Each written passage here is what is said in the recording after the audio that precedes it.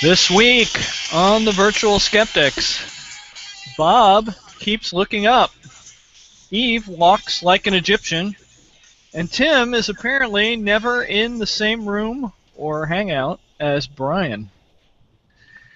It seems to be the case. Here we are. Either you're the same person or you're having a terrible feud that we don't know about.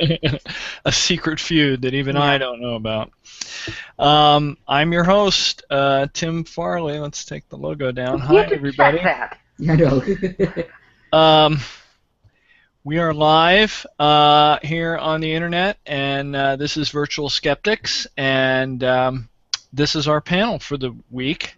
Let me introduce everybody. First, we have Bob Leskowitz, CSI's conspiracy guy, web columnist, a blogger for the Skeptical Humanities blog, and a contributor to the Skepticality podcast. We have Eve Siebert, editor and blogger at Skeptical Humanities, and also a contributor to Skepticality and the blog Insight at skeptic.com. And me, I blog at SkepTools, Insight at skeptic.com. I sometimes contribute to Skepticality, and I created What's the Harm and did some other stuff.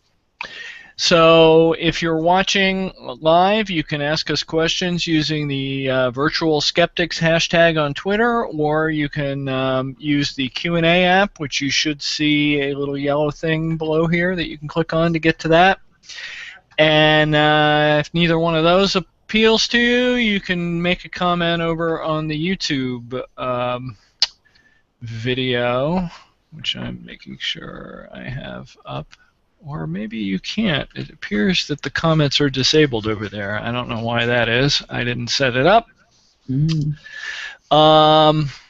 But we have a few things that we do at the beginning of the show. Brian often has some TVs behind him, but he's not here because apparently we're having this secret feud.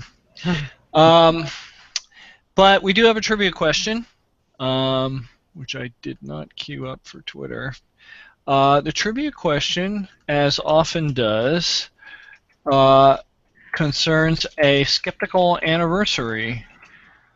In this case, which is tomorrow. Tomorrow is the anniversary of a famous court ruling regarding the teaching of evolution. November 12th, 1968, the Supreme Court ruled that what U.S. state could not ban the teaching of evolution? What state was trying to keep their kids back and was told to stop doing it on November 12th, 1968? You got a 1 in 50 chance. Yeah. And with that, we will go into our first segment, which is Eve. Right. So there was some interesting archaeological news from Egypt this week. First, later this month, an exhibition will open in New York featuring replicas of treasures from Tutankhamun's tomb, as well as colorized photos of the original excavation. If you could bring up the first slide. All right. The mass, or in situ, half in color, half in black and white. Egyptologist Howard Carter opened Tut's tomb on November 4th, 1922, so exactly 93 years and 1 week ago today. Wow. Would have been better doing this last week. Photographer Harry Burton documented the discovery and every step of the process. The next slide shows... Can I point out one thing? Mm-hmm. That in recent years, that beard fell off. They replaced it with like hot glue or something. I mean, yeah, with crazy glue. Because why? The Antiquities Ministry has dropped the ball. Yeah. Bummer. And the last time actual treasures from the tomb toured the United States, wasn't there damage done? Probably. See why there were replicas now. So yeah, that I believe They're probably just 3D printed. Yeah, Howard Carter there looking into the tomb, along with someone whose name we probably should know, but I don't. So Harry Burton documented the whole process of excavating the tomb, setting up a lab in a different tomb, and a dark room in yet another tomb. Hmm. And yeah, now a selection of the photographs has been painstakingly colorized by Dynachrome. And some of them look nice, but I'm not sure what was wrong with the black and white originals. However, on BuzzFeed, there's this slidey cursor thingy, so you can change the photos from black and white to color to part monochrome and part color, which is fun if you're an idiot to play with for a while. Anyway, speaking of King Tut, the Egyptian Ministry of Antiquities, Bob's favorite group apparently, has announced that a team using infrared thermography has found a temperature anomaly in King Tut's tomb. A section of the northern wall appears to be a different temperature from the rest of the wall. And one possible explanation is that there's an open area behind the wall. Yep. If so, this might validate the theory of archaeologist, or archaeologist, as some people call them, Nicholas Reeves, who believes there are two plastered over doors in the tomb, one leading to a small chamber, possibly a storeroom. The other one, though, he believes may be the burial chamber of Nefertiti, whom we all know from the famous bust that lives in Germany now. She was the principal wife of Tutankhamun's father, Akhenaten. However, we shouldn't get too far ahead of ourselves. The heat anomaly is interesting, but it's not proof of a royal tomb. Next year, there will be a special on Rupert Murdoch's National Geographic channel. Let's hope it was completed before they fired all the fact checkers. Meanwhile, another team of architects and scientists, and I'm not sure why architects and just sort of generally scientists, not archaeologists and Egyptologists, but whatever. They found heat anomalies on several stones on the Great Pyramid, and we have a slide showing that. And also, there is fairly clearly a ghost in this picture. Yeah. Or it could just be a guy. I don't know. Wait, are they doing...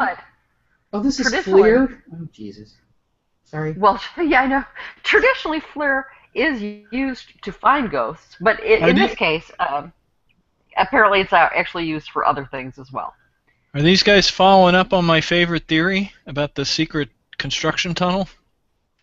Or were they just looking for stuff? Well, according to the BBC report, officials said possible causes of the heat anomaly, not the ghost, included the existence of empty areas inside the pyramid, internal air currents, or the use of different building materials. But people have been looking for hidden chambers in the pyramids. So this may be related to that search. But again, the findings are interesting but very preliminary, and it's premature to draw any conclusions based on the thermal imaging. And I think that's all the interesting news about Egyptian antiquities this week. Huh. I feel like there was... Oh, there was one other thing. Ben Stabby Carson, seen here in the next slide. Oh my God. Let's see. With his close personal friend, Klingon Jesus, as he's been dubbed. Carson, who according to some people is qualified to be president because, you know, he used to try to stab people and now he doesn't. Well, only if they're related to him, to be fair. Yeah. And apparently personally knows Jesus, because this is clearly really personally knows life. Jesus. Jesus is clearly bleeding on his white disco jacket. Yeah. And Jesus appears to be wearing a hotel bathrobe. Oh. Or a kimono. Hard Possibly. to tell. Yeah. Anyway, Ben Carson has thoughts about the pyramids, if thoughts is the right word, and it isn't. So it turns out, in 1998, Carson said that Old Testament patriarch Joseph, proud owner of an amazing Technicolor Dreamcoat, built the pyramids, or had them built, to support the people of Egypt during 7 years of famine.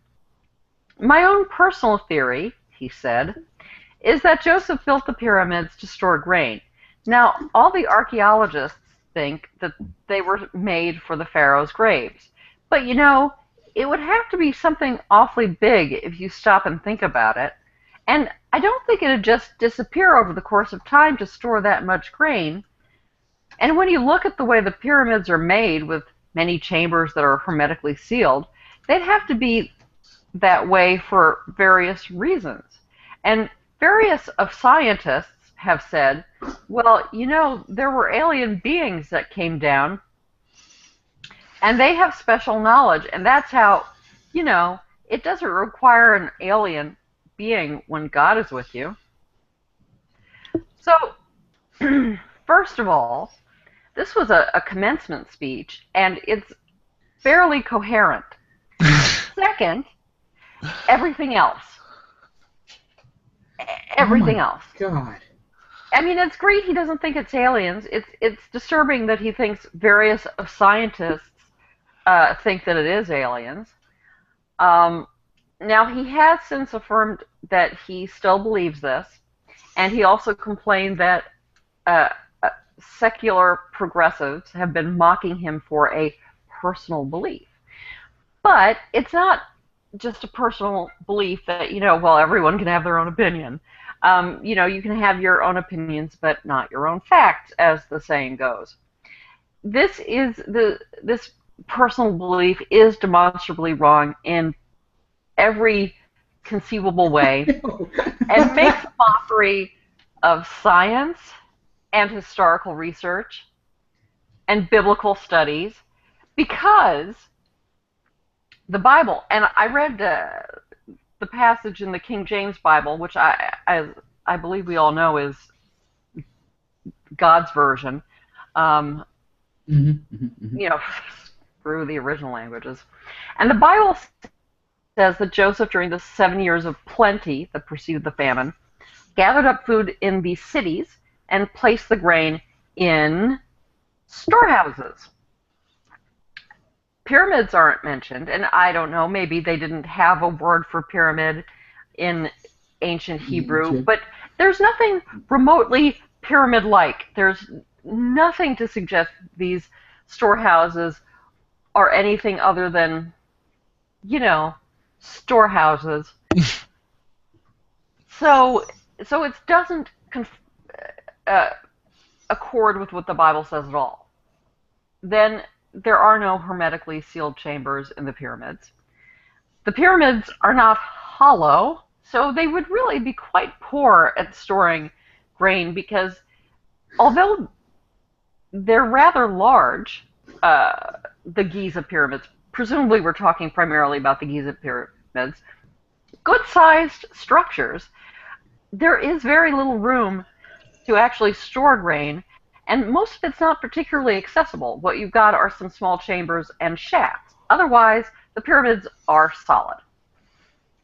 And faced with a period of famine, pyramids, it seems to me, would be a ridiculous waste of man hours and money. And energy. It's not, they're not cheap or easy to make. Whereas storehouses could be... God. Okay. So God is quite impractical, is what you're saying. Yes. often. Well, yeah. Also, we know what the pyramids were for because basically the ancient Egyptians pretty much told us what they were for. Among the earliest Egyptian writings are what's known as the pyramid texts, which are carved onto sarcophagi and pyramids in Saqqara, granted not the Giza pyramids, and they're religious texts for pharaohs only. Also, I believe bits of pharaohs have been found in the Giza pyramids, and like hieroglyphs identifying work groups, etc. Oh, there's the one graffiti that was in a sealed off area that was open not too terribly long ago, and it said, "We are, proud to have built this big ass pyramid." Joseph. I mean Cheops. Yeah, I know. It's just like, yeah. Well, probably grain. Yeah. Probably grain. Yeah. Well, these things. They spelled as or something. Was it an owl instead of falcon? I don't know. Anyway, the idea that the pyramids were essentially grain silos built by Joseph didn't originate with Carson. So it's a stupid idea, but it's not an original stupid idea. Sharon Hill on Doubtful News calls the idea medieval, and she's following Jason Colavito, who says Carson's ideas are literally medieval. However, in another post, he proves and demonstrates that the idea actually goes back to late antiquity. According to Colavito, the pyramids may have been depicted as grain storage units in a 4th or 5th century illuminated Greek manuscript called the Cotton Genesis. I say may have been because the manuscript was very badly damaged by fire in the Great Cottonian Fire in the early 18th century. The Beowulf manuscript also damaged in that fire. However, a series of early 13th century mosaics at St. Mark's Basilica in Venice show scenes from Genesis, and some of these very closely match the surviving Cotton Genesis paintings. And it's thought that the manuscript may have been the inspiration for the mosaics. And one of the St. Mark's mosaics that doesn't have a surviving equivalent in the Cotton Genesis, as it now is, shows pyramid-looking granaries. That is the next slide. Oop. Let me get it over here. Oh, there we go. Yeah, they don't exactly look like pyramids as, well, possibly if anyone had seen them, but they're pyramid-y. I love how there's someone just popping out of a window. Here, I'll take that for you. Yeah. Yeah. It's like an early drive-through. A drive-through. Grain drop-off. They're made that way so you can drop grain in the top, which again seems like a really impractical way of doing anything, even if they were hollow. They also sort of look like, I don't know, like camels or something. I don't know. Anyway, around the same time as the Cotton Genesis, Julius Honorius, a Roman geography teacher of late antiquity, refers to the pyramids as the storehouses of Joseph in his only known work, Cosmographia.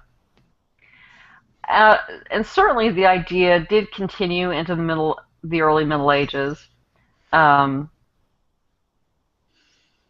well throughout the Middle Ages. Although I don't know how often people referred to it, but in the late 6th century, Gregory of Tours, for instance, said the Joseph granaries were made of stone and were wide at the base, narrow at the top, which inspired me on Twitter earlier to have him a theory about the pyramids. Mm-hmm. Anyway, the idea also appeared in the travels of Sir John Mandeville, a plagiarized, bogus, fantastical 14th century travel narrative, which is entertaining but, full of crap. I think some of the things that you see in Shakespeare about the people whose heads grow beneath their shoulders are in Mandeville. They're also in earlier works, but so there's a lot of things in there. They're just entertaining. I feel we've wandered away from making fun of Ben Carson somehow. Sorry, we'll get back to that. Okay. Well, but Ben Carson is saying something that is in this completely bogus narrative. And we laugh at some of the claims in Mandeville now. Christopher Columbus didn't. He thought it was great. But anyway, Mandeville says that some people say the pyramids were the tombs of great men, but they were actually Joseph's grain storehouses, which is very similar to what Carson said. Mm-hmm. But many medieval people, at least the ones who had actually traveled to Egypt in the later Middle Ages, oddly enough, thought that they were tombs. Calavito quotes Bernhard von Bredenbach, who visited the pyramids in the late 15th century, and he said they were the tombs of Egyptian kings, although the vulgar have claimed that they were Joseph's grain storehouses. And by the way, even Ken Ham said, what, they were tombs, which is worrying when Ken Ham thinks, yeah, I think you might be going a little too far. But otherwise, he thinks Carson's great. And for some reason, Time magazine allowed Ken Ham to write something on their site. But anyway, to sum up, thermal imaging has produced some tantalizing results in Tut's tomb and the Great Pyramid. The pyramids are tombs. No, really, seriously, they are. And you can't blame Ben Carson on the Middle Ages. Good. Yeah, there's something about this gaggle of asshats running on the Republican ticket this time that is so disturbing. What they're able to believe. I honestly don't know why Ben Carson's not in some sort of good home wearing a helmet.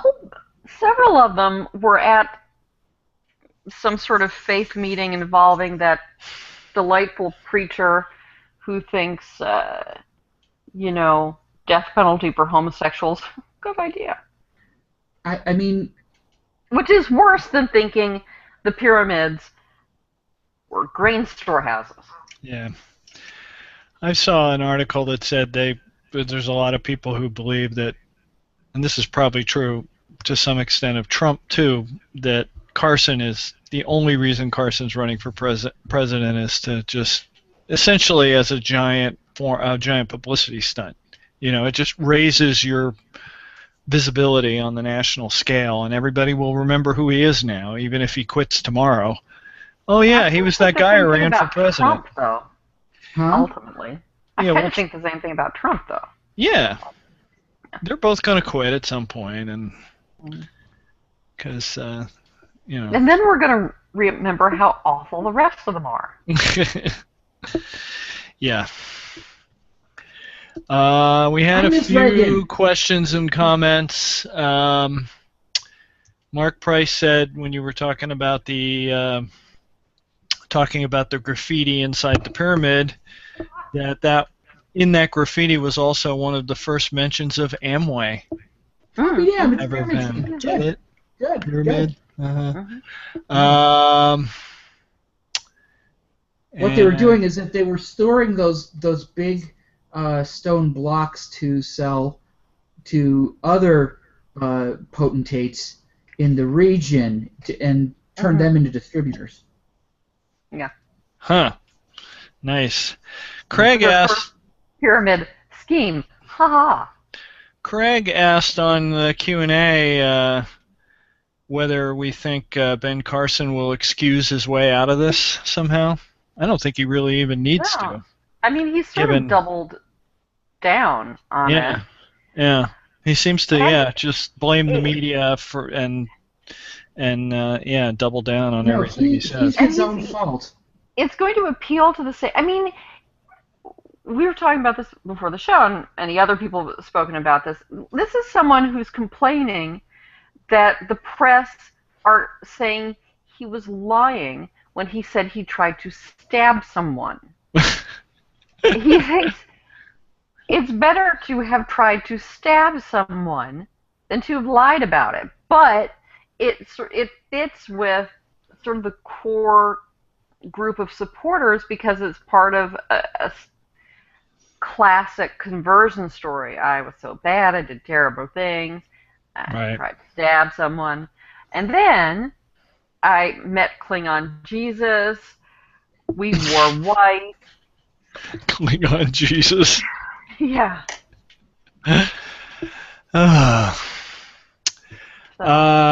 Okay, let's see.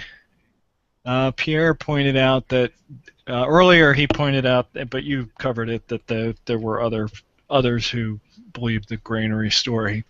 Mm-hmm. So Carson wasn't the origin of it, and we know that. But he also said that the origin of things like stories of men with heads between their shoulders comes from the Greek writer Ctesias.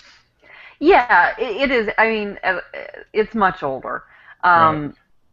which is why Mandeville, or whoever wrote Mandeville, was a plagiarist as well as, kind of a liar. Right. That he was taking stuff from a whole tradition of fantastical travel literature. Yeah. And I guess this is in reference to the graffiti, too, that they found a mummified arm in the Red Pyramid. I had never heard that. I assume of a worker or something like that. All right. I think that's covered everything, except that Mark Price says Gaggle of Asshats is his Flock of Seagulls Eagles crossover cover band. Excellent. I'm afraid we might not have one of those cover band things without Brian here. Yeah, you got that in. Yeah, we got that in, so we can check that one off for this week. Anybody doing the drinking game at home? All right, so I guess I am up next. Good guess. And I am basically doing kind of a news blur this week because I didn't have any really big giant story to do, but I have a few little ones. And the first thing I wanted to mention is that right around the show last week, and I don't think you guys covered it on the show, Edzard Ernst won a very cool prize. Mm-hmm. There's a prize given out by Nature and Sense About Science called the Maddox Prize. John Maddox was the editor of Nature for a long time, and he was a skeptic.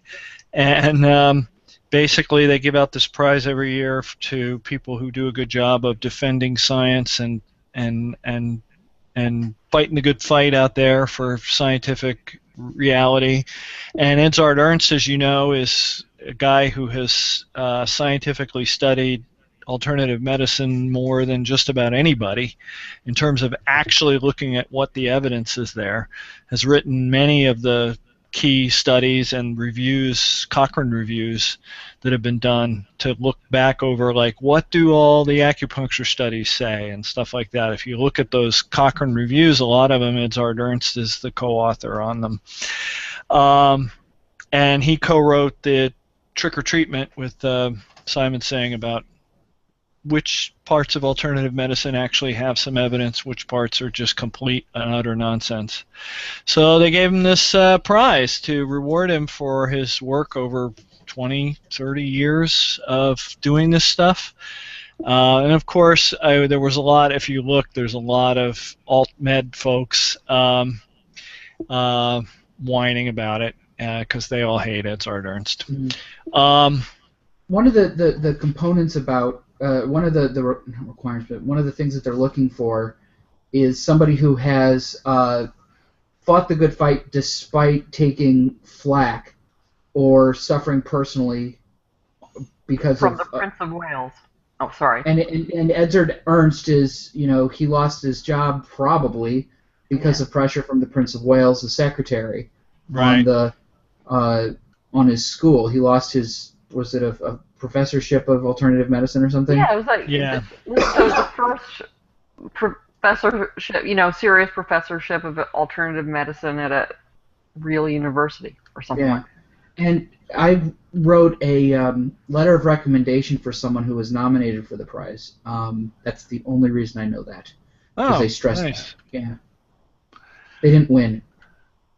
By the way, Pierre was asking why the comments are turned off on YouTube, and I'm not sure what the answer to that is. And I just looked on It's YouTube, and because they're not on. there doesn't seem to be a way for me to fix it while we're on the air. There's But certain things you can't edit while you're live on the air. it could be aliens. It could be aliens, so Could be brain. look for the guy with the weird hair. It's his fault.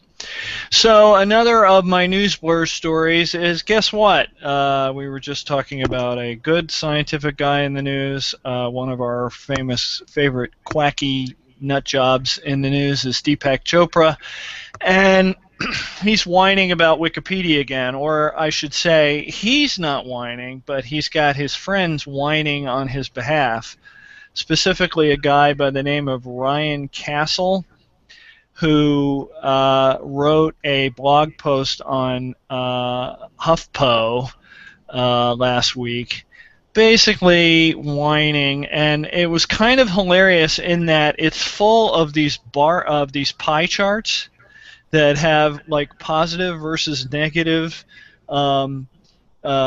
coverage of different people, showing that the coverage of Deepak Chopra is universally negative, and it's positive when you look on Google, but it's negative when you look on Wikipedia. And except in one case in there, he never documents what he's actually measuring.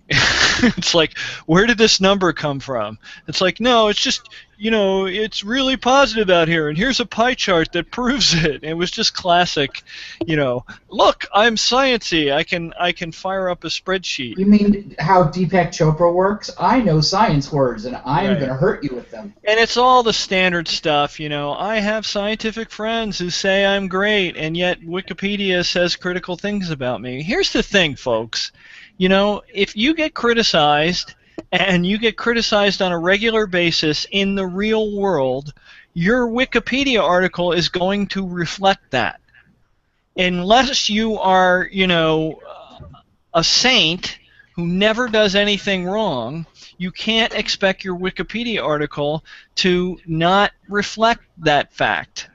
And the problem, Deepak Chopra does not like to be criticized. And he does get criticized by important scientific sources, and real people criticize what he says because a lot of it is nonsense. And Wikipedia tries to reflect the real world, so his bio reflects that criticism. And these guys get in there and try to puff it up with PR language, and the fact of the matter is they can't do it. Now, one of the things this guy doesn't reveal in his article is that he himself is a Wikipedia editor who has tried to edit the I don't know if he himself has edited the Deepak Chopra article, but I know he's worked on the Rupert Sheldrake article. And I love that. I love that these guys will get into Wikipedia, get involved, get into an argument, and then go off and whine and never admit that they themselves were involved. And in fact, I documented on an earlier episode of the show and on my blog how Deepak Chopra had one of his own employees.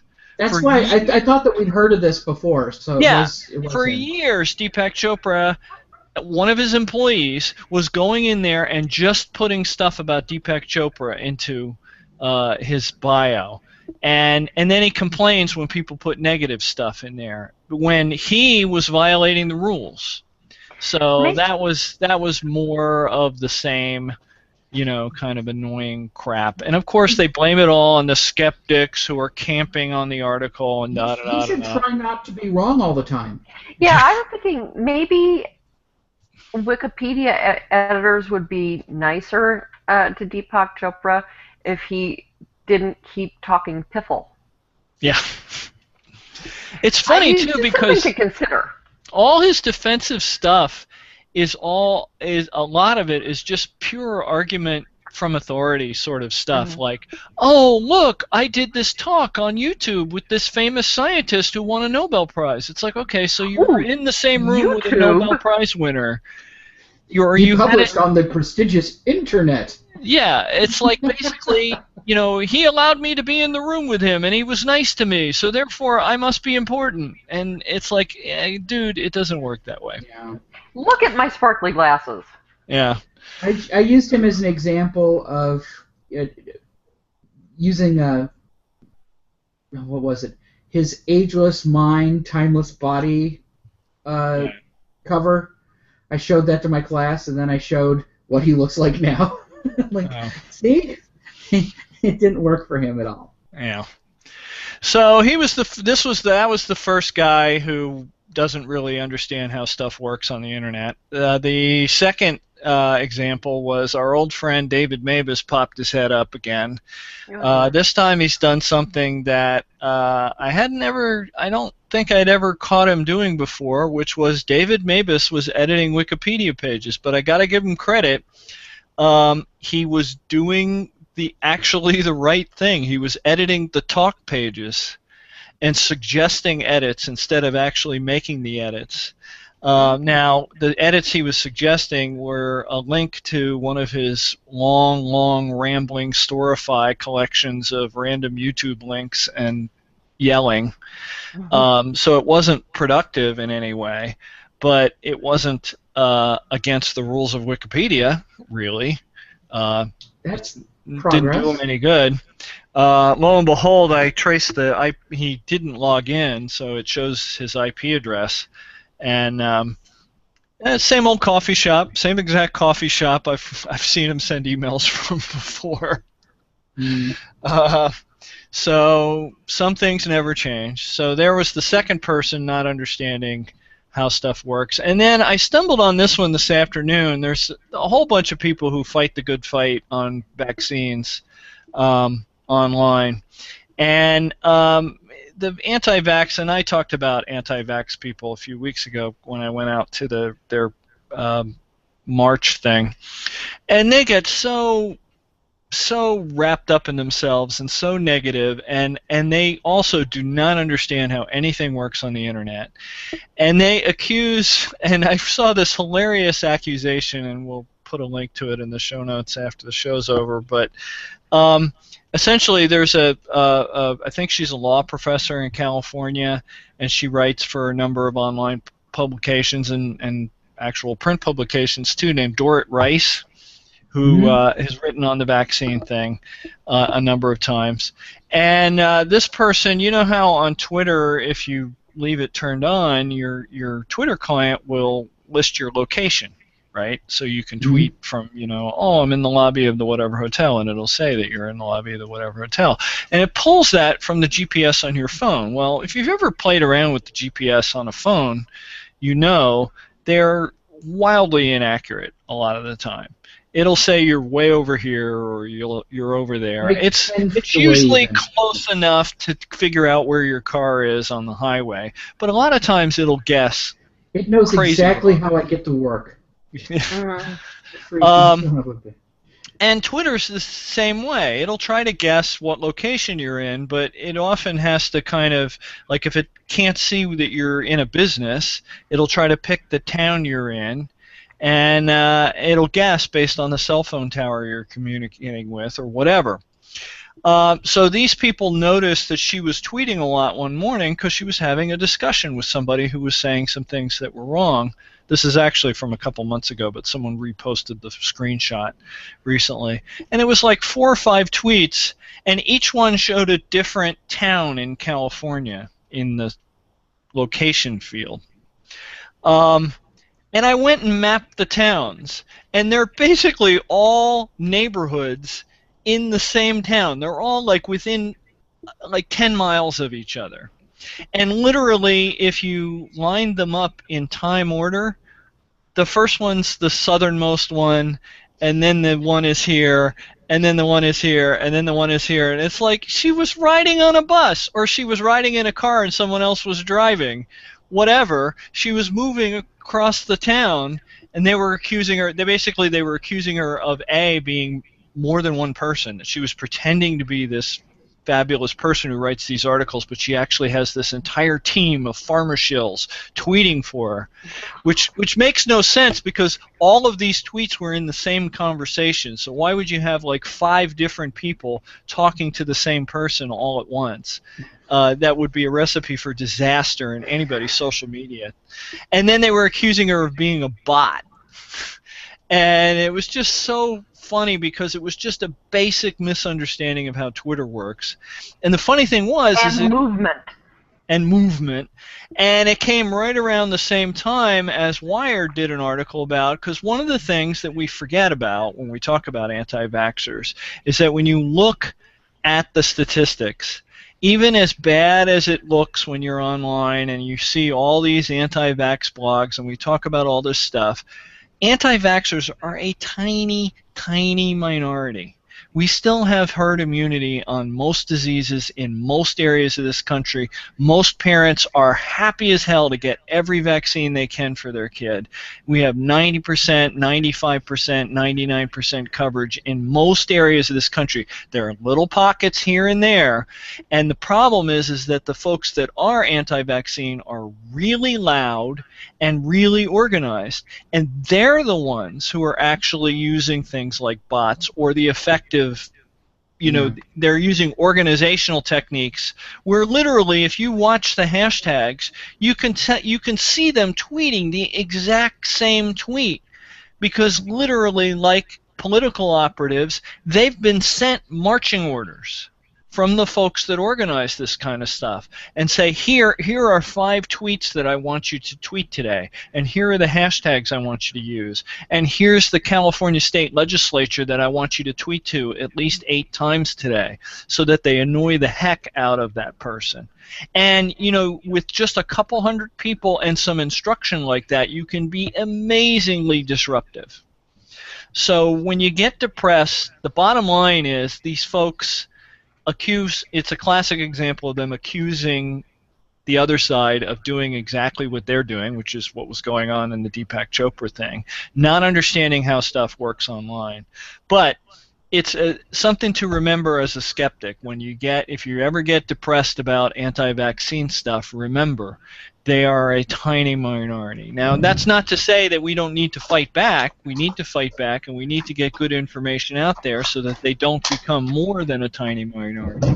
But so far, other than in certain pockets in certain areas, they are a tiny minority. And they have to use these underhanded techniques to look like anything other than that. And that's what I got. You up, Bob? I guess so. Well, let's see. Do we have any questions? I don't see anything in the Q&A.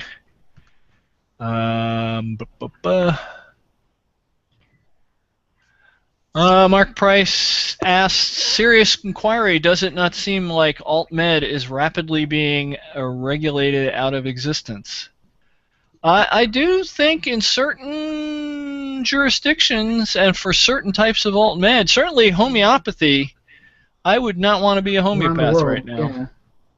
The homeopathy seems to be not long for this world in many jurisdictions. And therefore is becoming infinitely more powerful. Exactly. But at the same time, it's still as popular as ever in India. So, it all depends on where you live.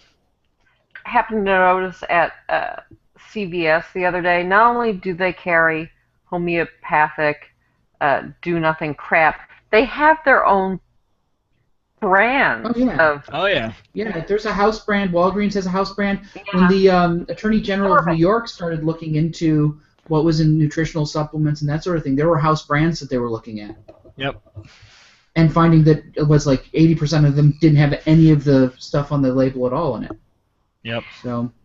But on the other hand, and kind of completely unrelated, but while I was at CVS, they have their recording in the background, and I heard someone say, I'm blah, blah, blah, cancer ambassador. I was thinking, who the hell gave cancer an ambassador? Korea has one. Relations. What? Korea has an ambassador. All right. All right, Bob. On that note, I think it's your turn, Bob. All right, so a strange light lit up the sky over Los Angeles on Saturday night. It was not long after sunset. It was very strange. You could bring up the first image. Um, uh, Oops. There it is. yeah, it's this really strange looking shape and color. I think this is probably an exposed a slightly overexposed photo, because if you look at the lights down there, so Yeah. it was somewhat dimmer, and this brings out some of the structure, I think. It's cool looking.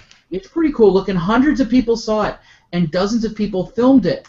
And according to the San Diego Union Tribune, quote, Navy Strategic Systems Programs conducted the scheduled Trident II D5 missile test flight at sea from the Kentucky and Ohio-class ballistic missile submarine in the Pacific Test Range off the coast of Southern California, a Navy spokesman said. The test was part of a scheduled ongoing system evaluation test, said Commander Ryan Perry with the Navy's Third Fleet. And so it wasn't an alien, and that's pretty much my story. Yeah. I mean, like, what else can you say? Like, we see this enough, and you would think that, like, if there is in fact a test range in that area, occasionally weird things are going to appear in the sky, and it will probably be related to the test range. Yep. Now, it's not as cool as that. It wasn't the Norway Spiral. It wasn't the Norway Spiral. Yeah, and you knew that one was a Russian missile as soon as Russia said we had nothing to do with it. Right. Well, the other thing that helps this along with the California launch sites is they've got that site at Vandenberg where they launch a lot of the military satellites, and when something goes up, sometimes they will, they usually admit to having done a launch so they don't scare the hell out of their neighbors, but they often won't admit to what it was because it's it's secret or whatever. So of course that gets everybody going, but So, that's cool. I wish I'd seen that. Yeah, I wish I had more of a story. This week just didn't. Nothing really grabbed me. The Ben Carson story seemed to be funny, but Eve's greedy, so she didn't share with me. Eve's faster. Faster than it is.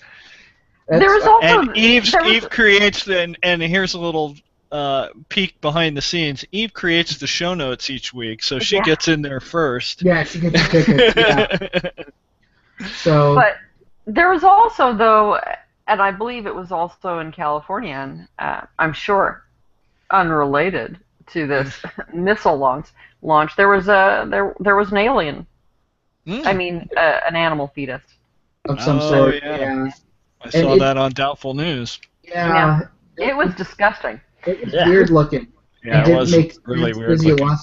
Physiologically, it just looked really strange. That's because it had apparently been partly eaten. Maybe. Yeah. Animals are weird. Mm-hmm.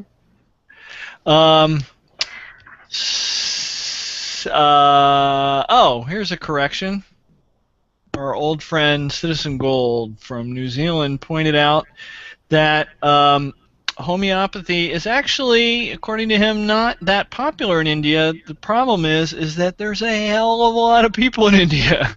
Even if only one tiny, 1/2 of 1/100% of people in India use it, that's still a hell of a lot of people, because there's, 1 billion people live in India? He said only 5 to 7% usage of other was reported, and other includes Ayurveda, yoga, naturopathy, Unani, which I just learned about a few months ago. I had never heard of Unani before. I thought that was the other taste.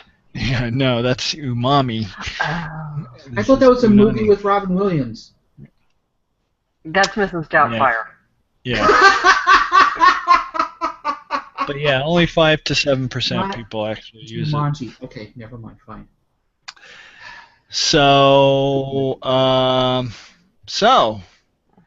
where are we? Do we have announcements? Yeah, Stan Brzezinski, week from tomorrow, goes up in front of the judge. Is that in Austin, Texas? Austin, Texas. Yep. And happy Veterans Day to all the veterans in the U.S. and elsewhere. That's one of the reasons why Brian is not here. He's at a Veterans Day thing.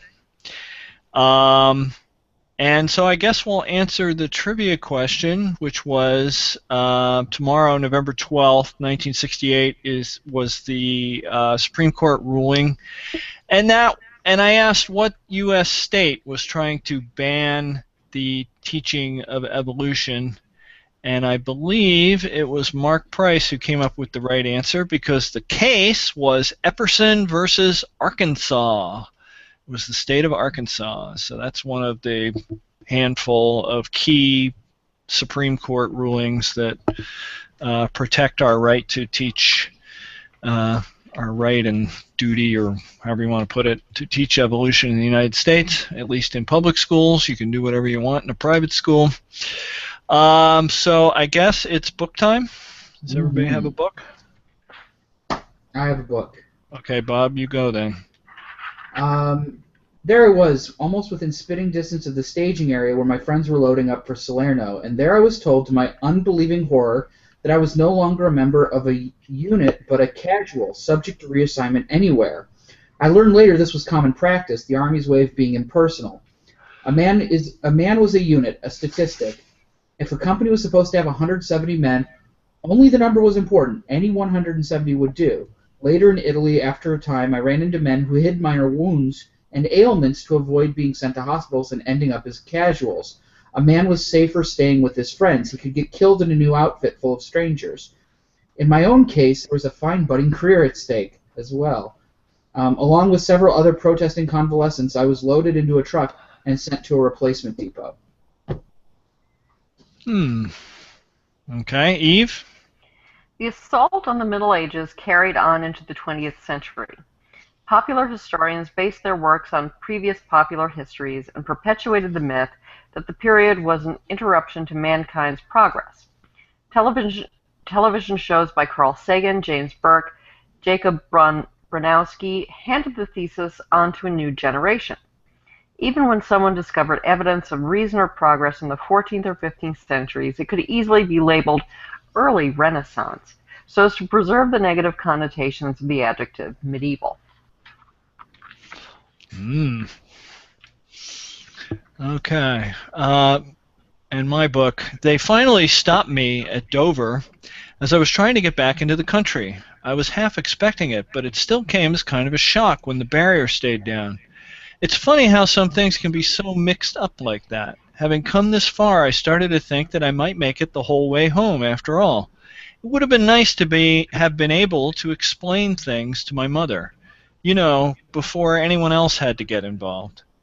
It was 1 a.m. and it was raining. I'd rolled Mr. Peterson's car up to the booth in the nothing to declare lane when a single customs officer was on duty. His weight rested on his elbows, his chin was cupped in his hands, and but for this crude arrangement of scaffolding, his whole body looked ready to fall like a sack of potatoes to the floor. The graveyard shift.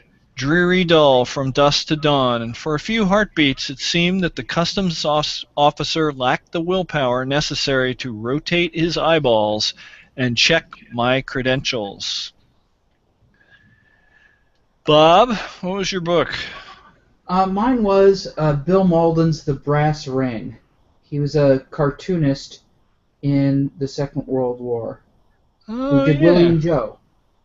I remember seeing his cartoons. Yeah, Charles Schultz would, on Veterans Day, would talk about how Snoopy was, he'd have Snoopy going to his old friend Bill Malden's house. Yeah. Cool. Eve? The Genesis of Science, How the Christian Middle Ages Launched the Scientific Revolution by James Hannon. Nice. And mine was The Universe versus Alex Woods, as you can see on Kindle, which is a novel, which I haven't read all of yet, so I can't tell you. Pyramid.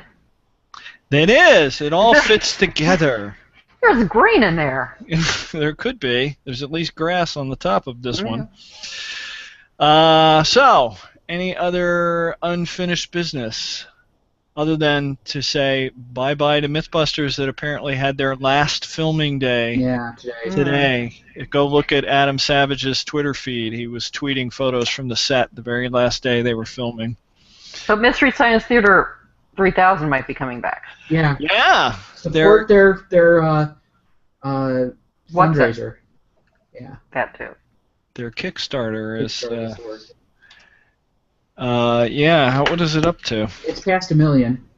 Oh wow, that was pretty quick. Yeah, Yeah, I that was was. quick. Oh, $1 million too. Yeah. They still have 30 days to go. So. 1,200,000? Is that? Yep. Wow. Yep. Yeah, I was watching it yesterday when I first noticed it, and it like while I was composing the tweet, I think it went up $100,000. I got in as one of the first 1,000 donors. That was my. Cool. All right. Well, that's Virtual Skeptics for this week. Hopefully, we'll be back next week. I might not be back next week. I think we have some sort of dinner thing we're doing that may be on Wednesday, but we'll see. I'll tweet something, and Bob's trying to frighten us with. Yeah. So let's get the theme going. Get rid of And that. get rid of that. Oh, yeah. He's a demon. He's a demon. All right. The Virtual Skeptics is an independent production of What'sTheHarm.net, Skeptical Humanities, Brian Gregory, ICBS Everywhere, and Doubtful News. Our logo was designed by Sarah Mayhew at sarahmayhew.com. Our theme music is by Musicant and is used with permission. Gosh, let's hope YouTube decides to put that up. That can be rigged.